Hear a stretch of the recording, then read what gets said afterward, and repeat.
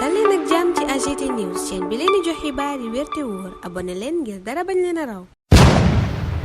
AGT News. Bismillah ku doon way Pastef dee na suul nañ ko réew mi quotidien nee na baye boo daaneel sa way ndax woowale parti tey la gën a dund nii la nu yéene kaay groupe réew mi network xëy xamalee plateforme bu bees bi ay parti samp ci Afrique tuddee ko Pastef Africa yemuñu nag ci fas yéene koo samp ndax danoo nar a sumbu xeex ngir Ousmane Sonko moom boppam Pastef it ñu delloo waat ko këyit yi firndeel ne parti la fii ci Sénégal foofa réew mi quotidien daanelee fa la l'info yëkkatee ne nu Pastef dañu koo faat ci Sénégal mu judduwaat ci Afrique l'info ne fukki parti Afrique ñoo booloo samp Pastef Africa yor bi ne ko li ci gën a neex nag mooy ña jiite woowale kuréel danoo fas yéene sumb aw xeex ngir Ousmane Sonko ñu teggi ko loxo moom Ousmane Sonko moo tax mu dem ca cour de justice bu CEDEAO kalaame ji état bu Sénégal biral itam ay càkkutéef bokk na ca yooyele càkkutéef ñu daal di santaane sursis ci seppi gi ñu ko seppi ci liste électorale yi waaye itam baral jéego yi ngir atte ko bala ñuy yegg ci déposer candidature ci élection bi ñu dëkkmal fii ci Sénégal bés bi tuddee lii lépp opération sauvetage bu Ousmane Sonko ne nag Ousmane Sonko mooma du jëlee ndam ci lii lu dul cour de justice bi fexe ba lenn du ci tardé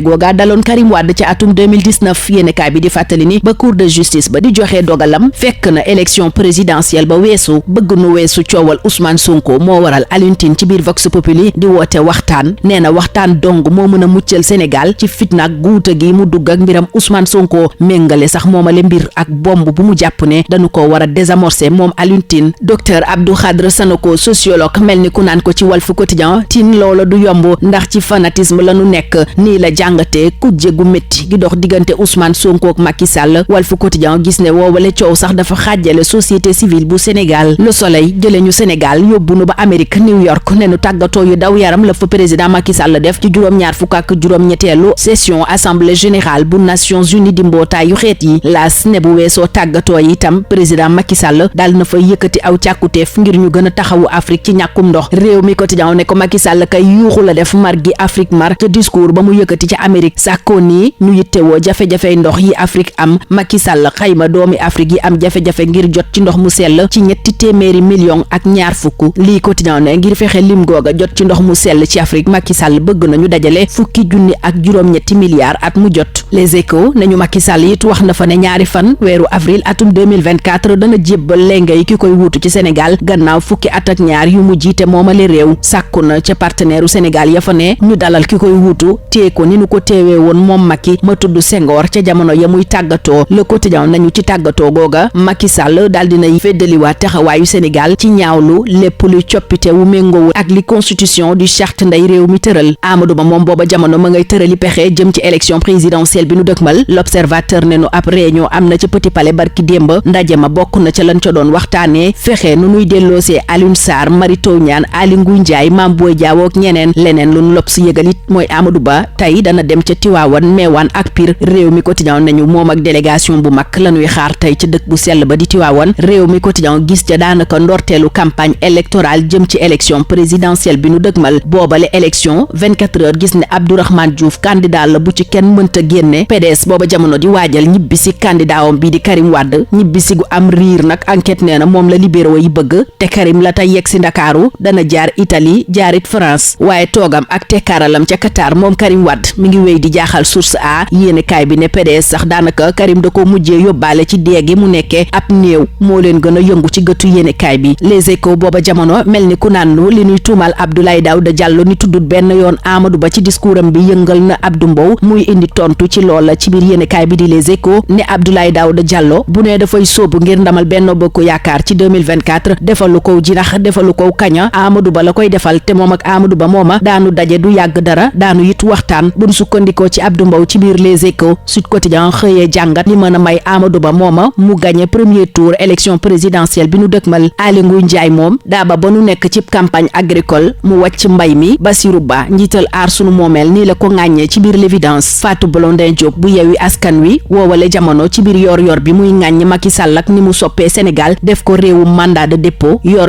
bi naan ko moo taxit keroog ba mu demee Nations Unies patriote ya dañu ko faa kar yuuxoo ko yéenekaay bi dellu si ci nanu ko doon rëbbee ca Amérique point actu gis ca ne Macky Sall daa wéetoon lool ci kanam gaay yi Sonko yi waral tukkeem ba ca New York yëngu woon lool point actu naan mi bokk na ca la ko sabab ñàkk a teewug Farba Ngom mi daan mobiliser ak itam Koura Macky mi gaay yi néewal doole pamtee ko ba xamatut fu muy taxaw ñu taxaw ci le regard ak Guy Marius Sagna miy dàq bépp xalaatu plan B ci biir Pastef nee na xel xalaatul Ousmane Sonko bañ a bokk ci élection présidentielle bu 2024 Guy Marius Sagna nee na Sonko candidat la cay doon muy neex mbaa muy naqar lanu la tribune yeggee di juróom-ñetti cantine yu lakk ca marché bu Mbàkke ak ñetti bakkan yu rot ci gaz bu explosé ca jëppal Derklé l'observateur ne nu bilan ba nu mujjee woon am ñaari nit a ca faatu woon waaye mujjee naa yegg ci ñeenti nit ñu faatu marché bi doxoon diggante ministère des affaires étrangères ak Alliance Libération nee na ARCOP faat na ko ndax woowale marché wu ñeel assurance santé bu diplomate yu Sénégal yi nekk ca bitim réew ak seeni njaboot dañu ko bëggoon a yokk waaye DCMP ne leen du ca dal def leen beneen appel d'offre international yaatal leen géew gi ñëpp gis ci seen bopp lii la leen wax buñ sukkandikoo ci Libération réew mi quotidien di ñu xamal woowale jamono ne Sadio Mané ak Al Nassr gis nañ seen bopp ci AFC Champions League ba ndax ñoo daan démb Persipoli FC Stade feelu ko ne ko ca Ligue des Champions Paris Saint-Germain dafa daan Dortmund Milan ak Atlético moom taxuñoo neexle noonu Stade di yëgle itam jongante yu neex yu war a am tey diggante Real ak Union Berlin Bayern ak Manchester United waaye lamb ji war a dox diggante Modou Lo ak Ama Baldé moo jaaxal sunu lamb yéenekaay bi ne tiitaange sax da caa mujjee am la ko sabab mooy fitna gin ci nemmeeku xeex yi ak dàq yu bari yeeg gaañu yi mbër yi amee saa sunu ne tey lañu war a sëgg bëre wërngal gi ñeel yéenekaay yi foofa lay buuree dig daje ëllëg inchallah ñu yendoog jàmm. AGT News. Bonjour. Plusieurs informations sont livrées par les journaux parus ce mercredi 20 septembre 2023. Réumi Quotidien renseigne que dans son discours prononcé à la 78e session de l'Assemblée générale de l'ONU, Macky Sall a crié la soif de l'Afrique. En effet, selon ce journal, le chef de l'État sénégalais a fait un plaidoyer pour mettre la question de l'eau au centre de l'agenda international, rappelant notamment que 320 millions d'Africains sont privés du liquide précieux. Et selon l'I Quotidien, Macky Sall veut mobiliser plus de 18 milliards de francs CFA par an pour empêcher la soif de ces 320 millions d'Africains. Et il souligne dans ce journal que les projections montrent qu'au rythme actuel, l'Afrique n'atteindra pas à l'horizon 2030 les ODD liés à l'eau, suffisant pour qu'il prône un partenariat pour l'investissement dans l'eau en Afrique, souligne ce quotidien. Le quotidien LAS, en plus de ce plaidoyer sur l'eau du président Macky Sall, livre aussi les adieux du chef de l'État sénégalais à l'ONU. Des adieux émouvants selon le quotidien national Le Soleil, où le président Macky Sall appelle à une évolution vers une architecture financière internationale équitable, fait des propositions pour l'accès à l'eau en Afrique et indexe les obstacles du manque d'argent et de solidarité pour l'atteinte des ODD. C'était la dernière tribune de Macky Sall à l'Assemblée générale de l'ONU, souligne le quotidien, où il se dit confiant que son successeur sera fidèle aux relations qui unissent notre pays et tous les membres des Nations Unies. Et selon Macky Sall, le Sénégal réitère sa condamnation de toute forme de changement anticonstitutionnel. Concernant la fin de son mandat, Macky Sall a souligné à l'ONU que le 2 avril, il passera le pouvoir à son successeur après 12 ans à la tête du Sénégal. Et il a prié ses partenaires d'accueillir son successeur avec la même amitié et la même considération, rapportent les Échos, qui soulignent que lors de ce dernier discours du président Macky Sall à l'AG de l'ONU, il a cité Senghor avant de faire ses adieux. Mais ce séjour n'aura pas été de tout repos, constate Point Actu, qui parle même de séjours mouvementés à New York. Et ce journal en déduit que Macky est esselé face à la fureur des pro-Sonko. En cause, Farba Ngom, absent du voyage, n'a pas joué son rôle de mobilisateur. Koura Macky, elle, a été malmenée par les pro-Sonko et ses patriotes ont assiégé les Nations Unies lors de la déclaration de New York. Renseigne